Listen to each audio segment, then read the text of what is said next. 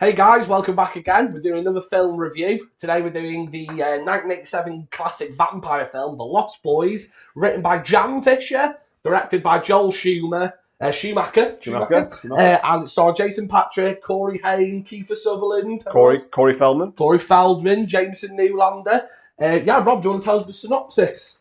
Basically, a family decide to get all their stuff, pack it up, and move to Santa Carla, the murder capital of the world. They basically just go off on their own paths, and Michael happens to meet a girl called Star, which is played by Jamie Gertz. And basically they form this relationship between Michael and Star, and obviously Michael feels very strongly. But in doing so, he drinks blood, which is given to him by David in the cave. A really cool bottle as well. Yeah, that's a great little prop, isn't it? Cool. And then obviously Michael becomes a vampire gradually throughout the film. Yeah. He's starting to turn very slowly. And do you know what? That's one good thing. One of the many things I love about Lost Boys. I do love the Michael scenes when he's slowly becoming the vampire. Yes. Because he's floating outside the window. I mean, there's a lot of comedy aspects to it, but that is a really, you don't see it too much in films. Usually they get bitten, and Michael's not even bitten. He drinks blood, so he doesn't become a vampire in the traditional sense. Lost Boys is everything you want in a movie for me, and I still think to this day, if you watch it right now, never seen it after 30 years, you will love it still, because I think it holds up. The people that I know that have watched it over the last couple of years, they love it. They really do. And, I always sit there and recommend the movie to a lot of people, and I always wince a little bit because I've never met anyone. I don't know about you, Chad, but have you ever met anyone that dislikes The Lost Boys?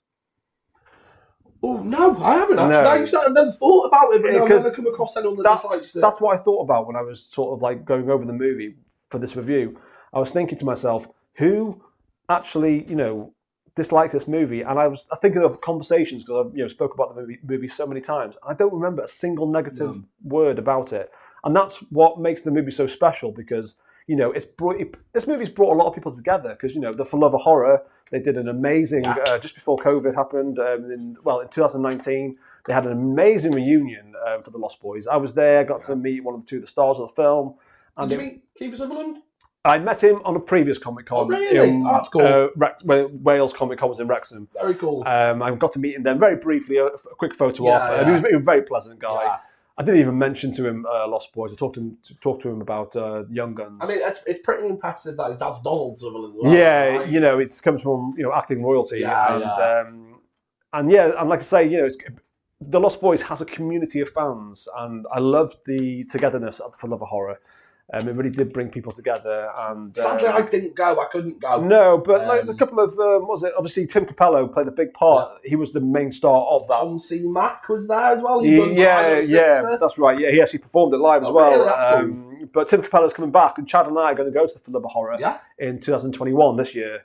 And we're looking forward to it, and hopefully we get to see Tim. Come see us. Come say hello. Yeah, we'll see. We're going to take our cameras and take some videos. Yeah, we're going to do a bit of vlogging around the building, and stuff, and we're just going to, get to see all our friends and things like that after what's happened. But yeah, Tim Capello, like I say, he brought the vibes that day. It was really great. Everyone I spoke to said Tim Capello was the guy. Yeah, he was amazing. Yeah. And again, like I say, when they were on stage, they were having like a little Q&A. Everyone just felt part of something. And that's because The Lost Boys is that kind of film. It brings people together. And it's a great, it's got romance, it's got horror, it's got action, it's got comedy, it's got everything. It's the whole thing. And it's a film for me that never gets boring. It never gets tiresome. If it's on TV, I'm going to watch it, no matter what scene it is. I just think it's one of the best films ever made. Rob likes this film. I like this film. Rob you know what? Film. Until last night, I could honestly say I had never watched the film properly. Like last night, I turned my phone off. Exciting. I put my headphones in because I watch films in bed with my headphones in to watch it. And I watched it. Okay. And the film, I'm going to be honest with you, a minute ago when you said, is there anyone that doesn't like Lost Boys? I nearly said nay. No. Yeah. Until I watched it last night. Oh, okay. And you're completely right. Completely right. It's funny. Yeah. It's even got good gore in it as well. Like the bit when they're killing guys on the beach and they break that guy's skull. Yeah. You don't, because it's for that split second and you're like, I've just seen that. You see enough to basically know what's happening. Yeah. And for me, it was one of those moments where I'm like, oh no, this is a really good vampire. Because I used to be one of those guys that'd be like, someone's like, The Lost Boys is the best vampire film. I'll just be like, it's not though, is it? You've got Dracula. 'Cause I'm a bit of Well, a lot of people. Yeah. A lot of people. I mean, to be fair, I don't hear many. People love Dracula, obviously, but I always hear a lot of people say how Near Dark, Catherine Bigelow's Near Dark, very good film. is one of the best vampire films ever made. Lance Henriksen, Bill Paxton. And it was made, I think, around the same time, maybe the same year even. Yeah. Very, very close together, and it's a great film. We'll have to review that. Do you know what? Near Dark is a great film. It's worth a review, sort of thing. But like I say, for Lost Boys, I mean, sometimes I don't even look at Lost Boys as a vampire film, even though obviously it is. But I look at it from lots of different levels, from like the comedy side. I smile watching the movie. It makes me happy. I suppose as well you can look at this is one way I kind of looked at last night because I watched probably sort of like a coming of age for Michael. Yeah, like he's met the girl and he's going through changes. Do you know what I mean? And obviously it comes across him when him and Star have sex. I don't know if you can say that on YouTube, so copulate. Cut that how you will. Together. Yes, it comes across like it's his first time. And that's when he sort of releases the beast, I find. Because later that... pardon the pun. Yeah. But later that night, that's when he becomes like a full vampire, isn't Yeah, it? that's when he's get... He fights David properly. That's right, yeah. It's the whole... Like I say, it's a great way of putting it, actually, like I say, about the changes. Yeah. Changes because a male boy will go through at his age. I think... But they're still in school, aren't they? That's I never thought of it that way. Thanks, man. It's a very interesting perception of it. But I think... Like I say, there's so many. Like, it's not a single character even in this film. I mean, Chad and I are big fans of Grandpa. We are big fans of Grandpa. It's the last sentence of the scene. Yeah. One thing I could never stand about Santa Clara or the goddamn vampires. It's so good. They could easily make a Netflix TV Show series just about him. About Grandpa, because obviously he even had like a stake at the front of his car. Well, his truck. I like to think that maybe the Grandpa used to be like a vampire hunter. Yeah, Ben Helsing. Like a Ben Helsing. Yeah. I mean, even looks that kind of Ben Helsing looking kind of guy. Netflix, get it done. And Edward Herrman as Max, definitely has a Dracula prowess about him. Very tall, dark hair, mysterious, lures Lucy in, who is obviously...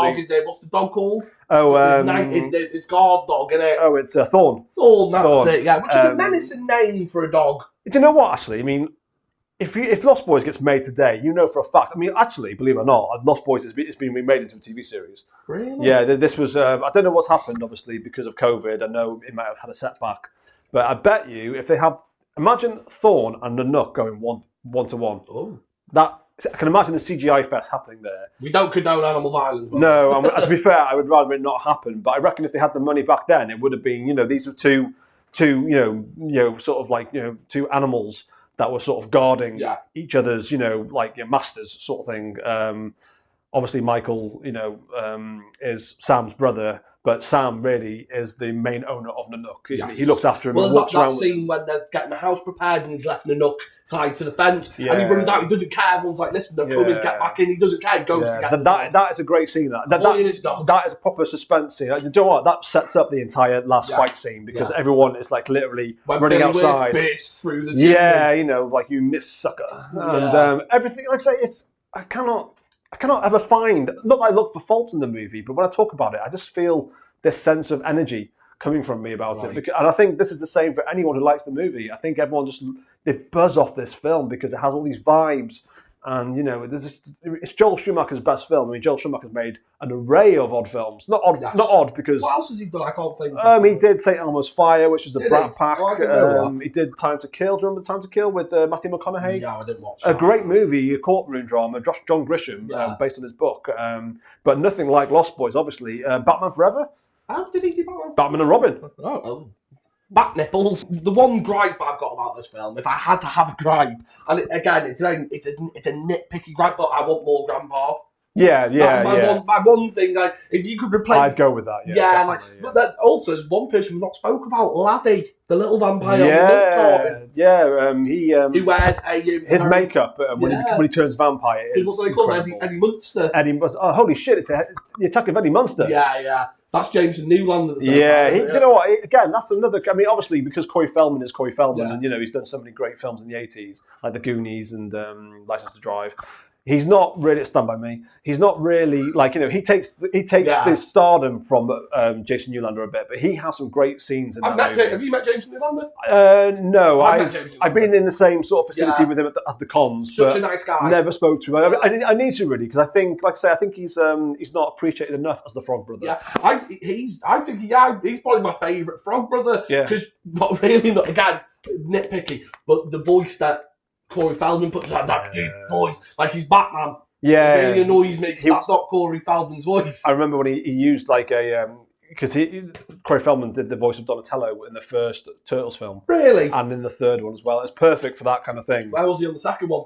And I don't know. I mean, to be fair, it's the third one where they go to Japan, feudal Japan. Correct. Okay. Becomes a time travel film. Okay. But I'm a big fan of the Turtles 3 Back in Time. It's the only one I've watched. Oh, have you never seen the first one? Nope. Oh, watch it. It's really good. You'll like it. It's very very gritty. We did this on the podcast. You had to go at me because I hadn't watched it. Did I? Yeah. Oh, you need to watch it. Memory's gone. But yeah, Lost Boys. I mean, it's like classic. I can't say any more. I can't say any more. So, well, in that case, then we're going to get to the rating. The nitty gritty. The nitty gritty. Yeah. We're going to rate it in. You're eating maggots, Michael. So how many Chinese box filled maggots out of 10 would you give this film? 11. Really? If I had to give it, I mean, it's one of my favourite films of all time. Obviously, I give it 10, but if I could give it any bigger score, it'd be beyond 11. 10. It's just, for me. And do you know what? I think about a couple of years ago when Jordan Peele's Us came out. That had a big part, because when there's a scene in the movie when they're on the Santa Monica, which is obviously where the film is really based.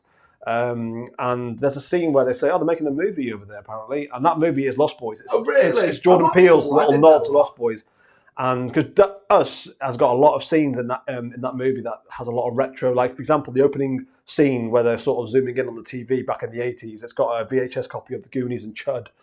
And Cannibalistic humanoid underground. Yeah, I was buzzing over that because like I say, Jordan Peele knows how to do that kind of thing. It's pop culture and things like that. And like I say, Lost Boys has still carried on that that tradition of of people wanting to sort of give it the nod.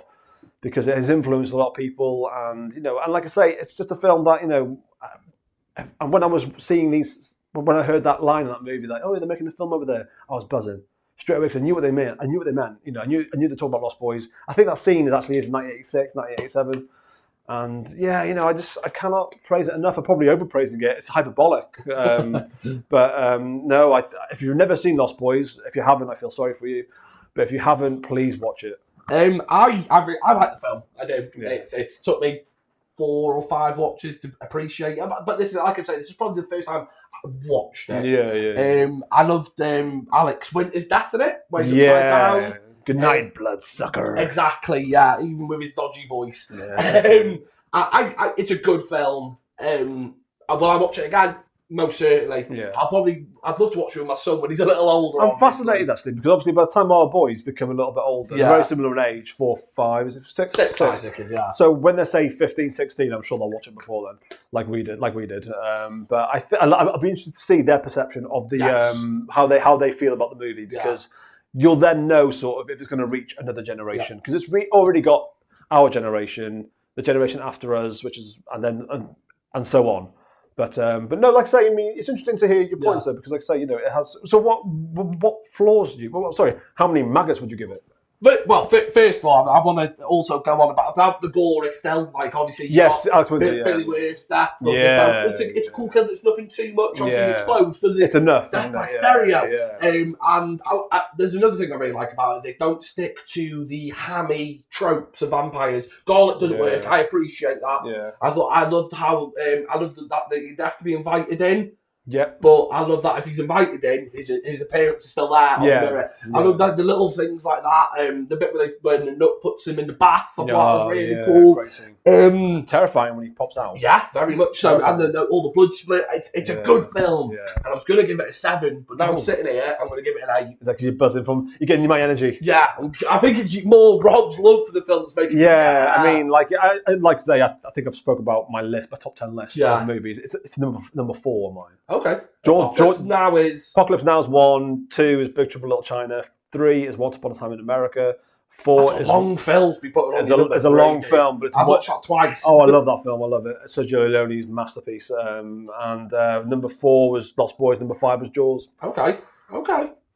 So, for me, I'm gonna give it a 7.5. Yeah, yeah. I'm gonna give it 7.5, not an 8. I'm gonna give it a 7.5. I suppose in a way, though, I mean, this is like I say, I mean, obviously you love your gore movies, don't you? You love your extreme, and Lost Boys is more candy coated gore. Yeah. It's not in the traditional sense of what It's not like the Louis.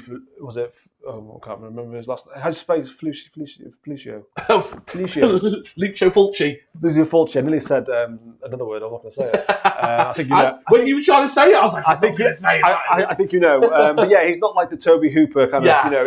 It's not got the gore horror vibes of that. It's just got, like I say, it's more of a very modern day. It's a film that pleases the masses, sort of thing. I think as well, it's an important film for when it came out, because alternative people like them weren't as accepted as much. Yeah, definitely. Obviously, it starts off with all the people getting pierced, tattoos on the boardwalk, with the Doors, People Are Strange playing. Yes, no, 8. It's getting an 8. It's getting an 8 markets out of 10. But one thing, actually, if I had to bring out a flaw, it's not really a flaw for the film itself. Okay. But sadly, when The Lost Boys came out, it stopped another great movie becoming the film that should have been up there with The Lost Boys. Jaws the Revenge. Well, we should talk about it perhaps. But no, Monster Squad.